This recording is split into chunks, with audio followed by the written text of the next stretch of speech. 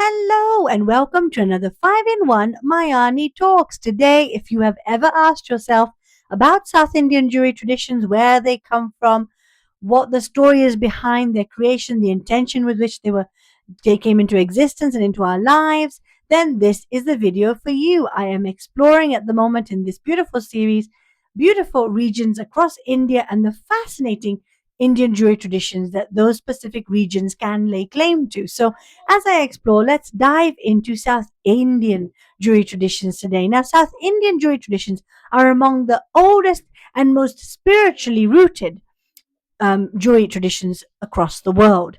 And they are actually very distinct compared to many of the regional Indian jewelry traditions because they all have a common origin. And that being tied to fact number one, South Indian jewelry traditions were born in temples. Essentially, South Indian jewelry traditions came into existence in Tamil Nadu at the time of the Chola dynasty, which was between 9th to 13th century CE. And this tradition was, as I mentioned, born in temples. So essentially, the craftspeople who created the earliest forms of South Indian jewelry were craftspeople who were creating these pieces as acts of devotion. They were creating these pieces for the deities, for the idols of gods and goddesses within the temples, and to adorn them. And they were creating these pieces as offerings to the gods.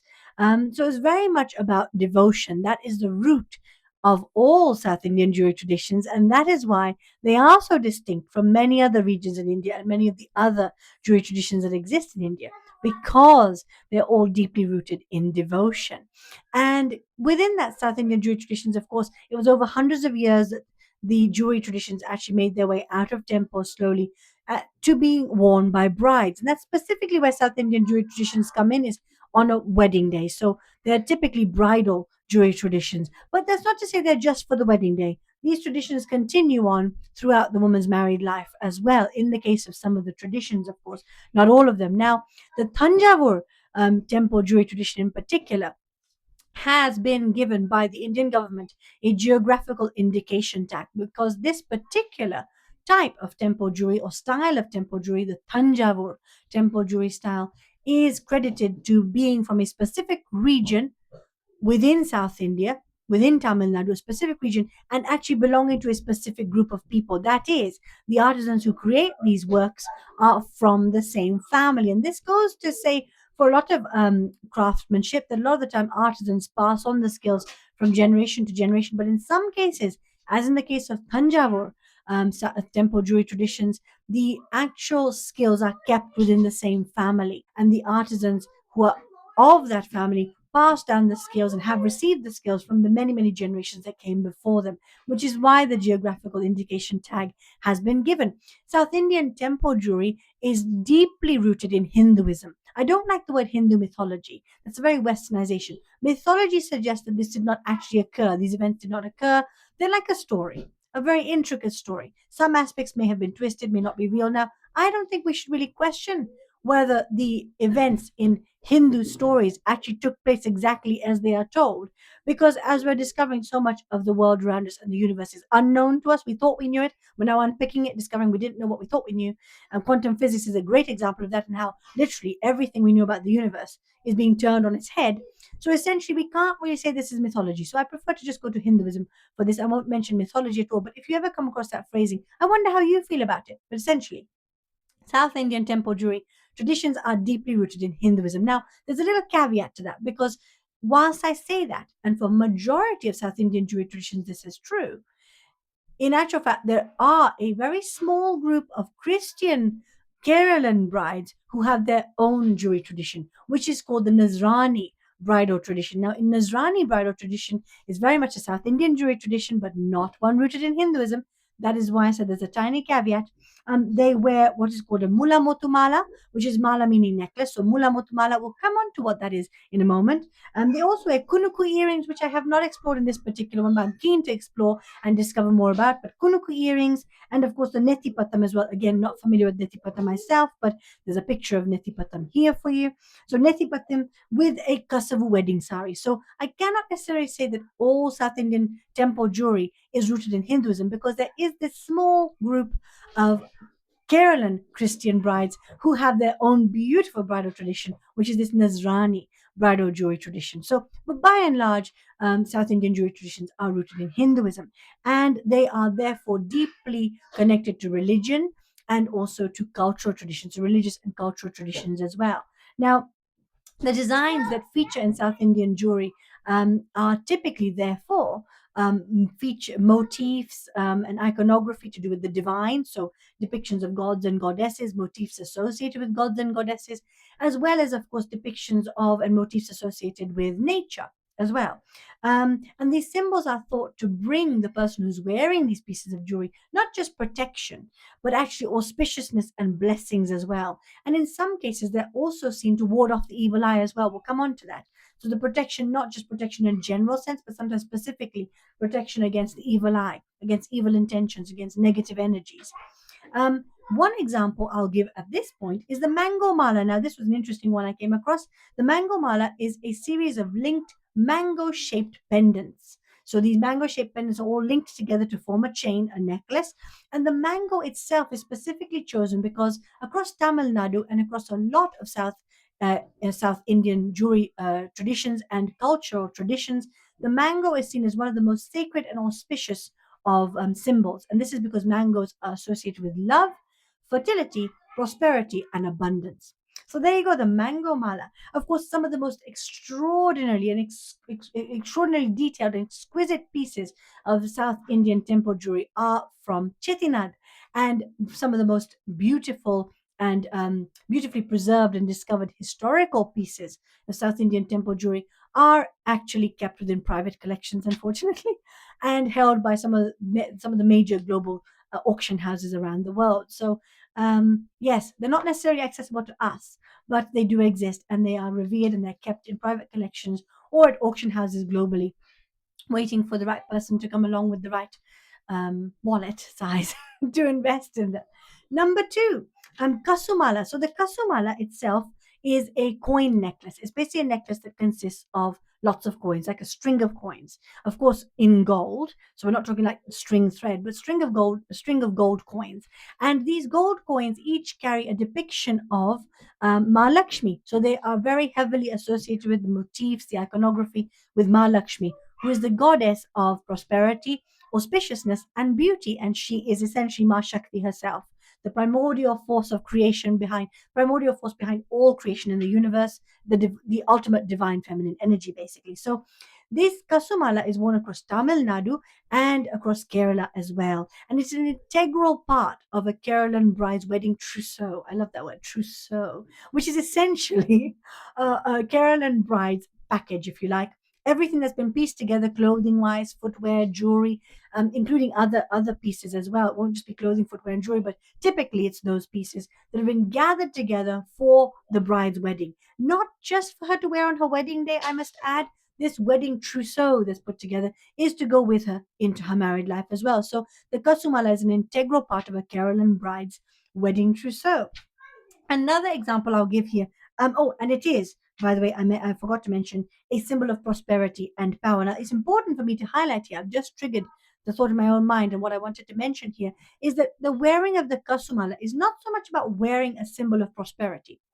By wearing the Kasumala, you are wearing Ma Lakshmi's icons and motifs so close to your own body, in such close contact with your own skin, that one could say, and it may be a bit of a stretch, but I'm just hypothesizing. One could say that you're not so much wearing a symbol of prosperity as invoking prosperity itself, becoming prosperity itself. Because by wearing these symbols and motifs of Ma Lakshmi so close to your own skin, you're essentially invoking her energy, her divine feminine energy. So that's a thought.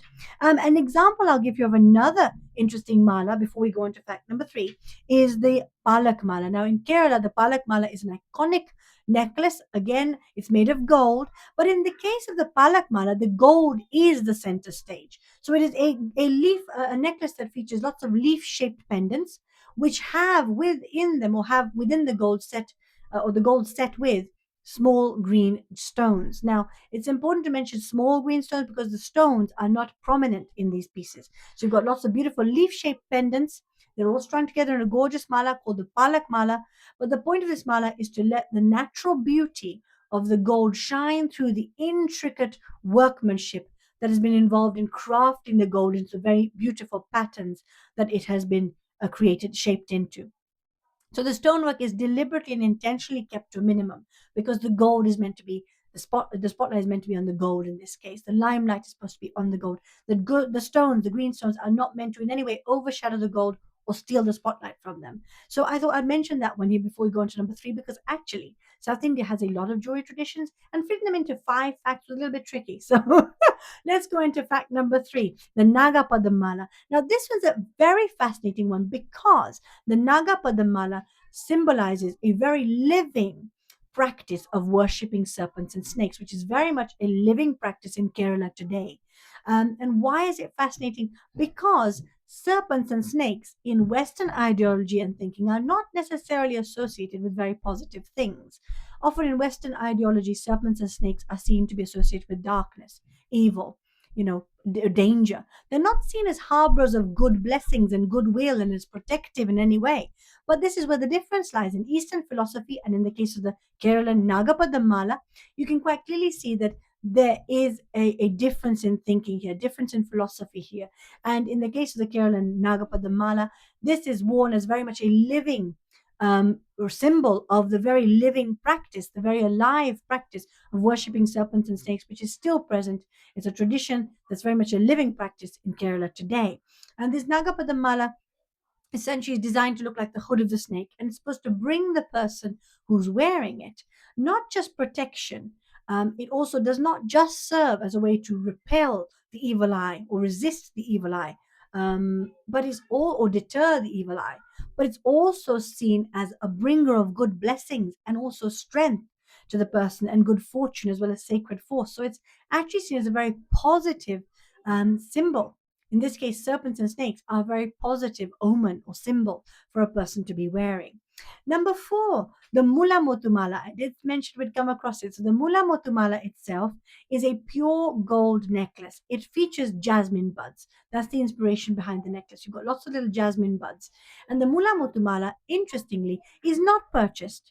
It is not chosen from a collection. It is received. The Mula Motumala is passed on from a grandmother to a granddaughter, and is kept within I won't say the family as such, because when a woman gets married, her surname changes. She's now considered in most Indian tradition and Indian traditions and customs to now belong to her husband's family, but it's essentially passed down the maternal line, if you like. So it's kept within the family in that way, passed down from grandmother to granddaughter, and that keeps repeating itself, that cycle. The Mula Mutumala is specifically inspired by the jasmine for very good reason. It's a very intentional design. They've chosen the jasmine bud as the motif because jasmine is a flower that is very heavily associated throughout South Indian culture with everything from weddings to religious ceremonies and rituals. It is, and also celebrations. People just wear them to parties and for celebrations, so celebratory reasons. So the jasmine flower itself and the jasmine fragrance is considered to be a divine fragrance, a divine scent. It's so strongly associated with religious practices, worship, weddings, and celebrations that it is thought to be the scent of the divine, if you like. So when a woman is wearing a mula mutumala, she's not just wearing a piece of jewelry, she's wearing the scent of the divine, as well as the blessings and the touch of every woman who has ever come before her who has worn that necklace before she now has received it herself. Now, interestingly, here in Western traditions, there isn't really a comparison from what I've discovered so far, because typically in Western traditions, the idea of an inheritance is circumstance based. So it's whether the parents can actually leave you an inheritance. There isn't necessarily a culture that has become a tradition of keeping aside a specific type of object for you to then pass on to the next generation. It's very much financial in Western tradition as to whether you receive an inheritance or not. And the inheritance you receive is very much financial in origin. It's not so much receiving a sacred object or an object that's considered sacred or considered so strongly and so strongly tied to your family lineage, so emotionally bonded to your family story that you need to have it in your life. So because of that, there isn't really a Western equivalent. And for diaspora women, and diaspora people in general, people who have not been raised within their native homeland because their parents emigrated, for example, it's very possible that the Mula Mutumala has sort of been quietly lost in those families, because a lot of times when families emigrated, they would have to part with a lot of their material possessions in the process of emigrating.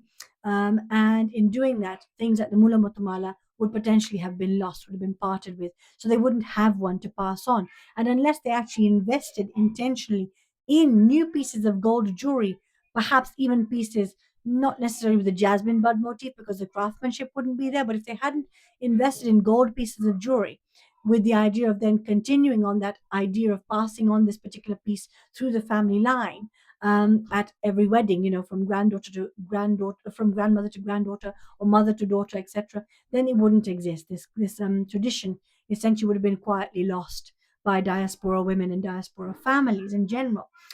Number five. Now, South Indian jewelry tradition is Sridan. So, when it comes to these South Indian pieces of jewelry, that, as we say, originated as an act of devotion in temples, they are all essentially Sridan. So, typically, a woman will receive these gold jewelry pieces into her life on her wedding day, and they're given to her as what is called Sridhan. Now, I have a video dedicated to Sridhan. I'll provide a link below. Not just speaking about Sridhan, but speaking about some of the reasons and intentions behind some of the traditions that exist in India for women when it comes to jewelry. So I've put a link for you below in the caption. But briefly speaking, Sri means woman, and Dhan means sacred blessing, sacred gift. And essentially, Sridhan, whilst in more recent times or in some families, it may be viewed very much from a financial view because there is material value to it. It is gold jewelry. Gold is highly valuable. So, whilst it may be seen from a financial viewpoint, from the viewpoint of giving the bride some financial stability and security in her married life, in actual fact, that was not the original intention behind Sridhan. Sridhan actually didn't have a name in ancient Dharmic times, it didn't need one. It only started to need a name as patriarchy rose, and there needed to be something in place to protect women's rights to financial independence and liberty, of freedom, essentially, and financial control. So when it got its name, essentially, that's when I think largely a lot of the thinking, I personally believe, around what its purpose was started to change. But to begin with, Sridhan began as a woman's dharmic right. Essentially, that gold jewelry which she is receiving from the family that has raised her is her dharmic right. It is what she is given to essentially wear her sovereignty. It is not about financial stability and security, although it has become about that in more recent times. The intention behind it was not that. So a lot of the gold jewelry received by South Indian women is received on their wedding day as Sridan.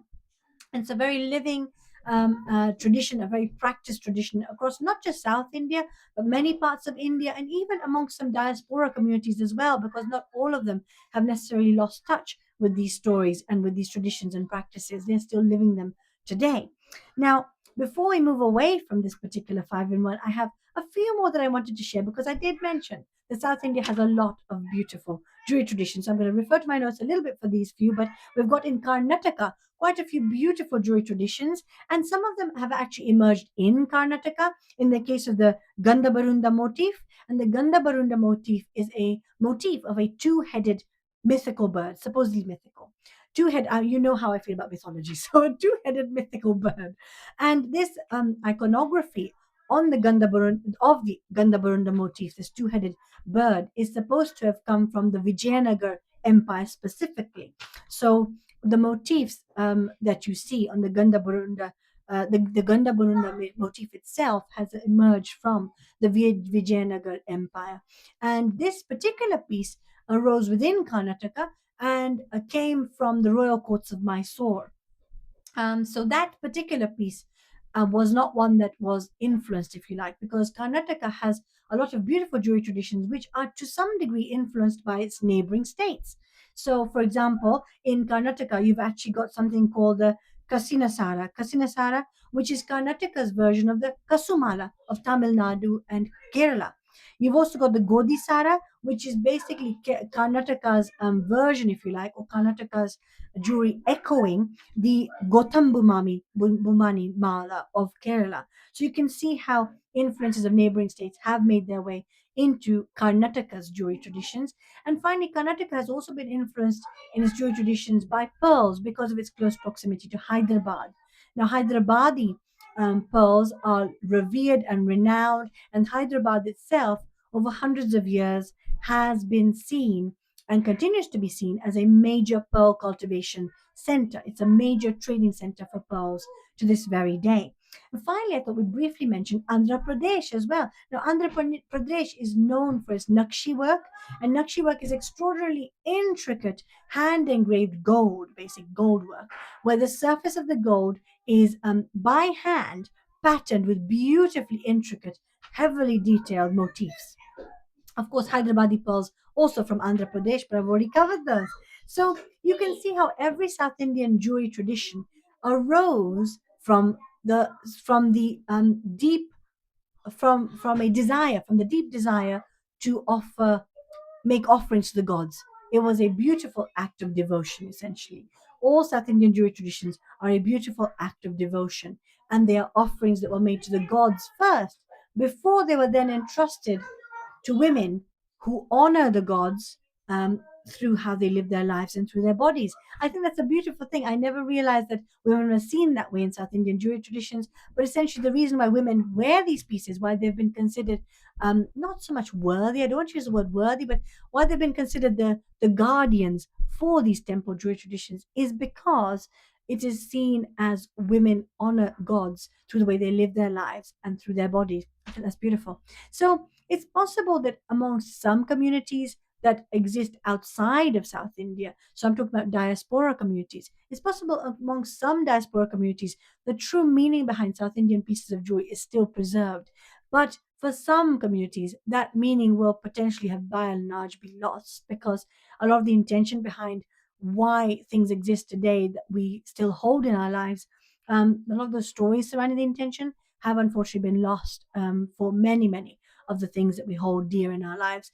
We hold them sadly from a surface level aesthetic viewpoint in many cases, especially when it comes to jewelry. So if you have ever received a piece of South Indian jewelry, I wonder whether you fully understood what it is you are holding in your hands, whether you knew the full story, the full picture behind how this South Indian piece of jewelry came into existence, the intention behind it, why it was created, what it is honoring or what it is offering to you.